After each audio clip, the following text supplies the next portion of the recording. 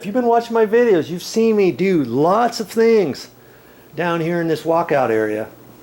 And I've got more things I'm going to do. One of the things I'm going to do later is I'm going to add an electrical outlet in this little closet area. Momi uses it for a meditation room. And I put in this dimmer switch for her. If you haven't watched that, I've got that on my videos on my YouTube channel.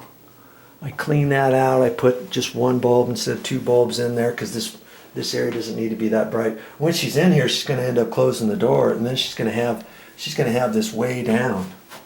You know, this light dimmed way down, and then she'll sit in here and she'll meditate.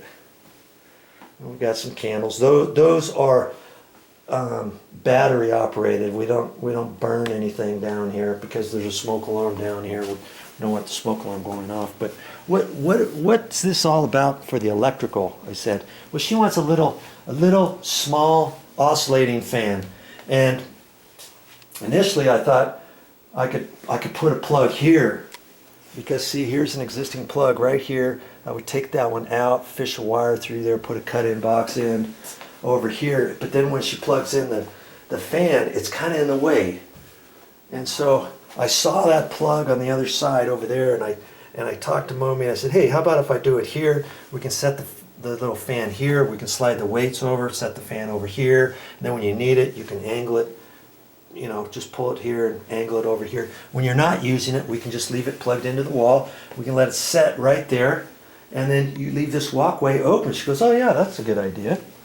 So that's what I'm going to do coming up. That's not necessarily going to be my next exact video, but I'll take that out, fish a wire through there, put a cut-in box, and I'll show you how to do all that. In fact, I have other videos on my YouTube channel now on installing cut-in boxes, how to install a cut-in box, how to install an electrical cut-in box, how to remove an electrical duplex outlet, or how to remove the outlet box. You know, sometimes I have to take the box out inside the wall so that I can fish another wire in there and have enough room, and maybe put a deeper box in there, and then put some wires in there, put a cut-in box in there, fish the wires back up in there, put the plug back on, and all that kind of stuff. All that stuff's on my YouTube channel. Well, that's all I got for this time, but I'll be back with more videos.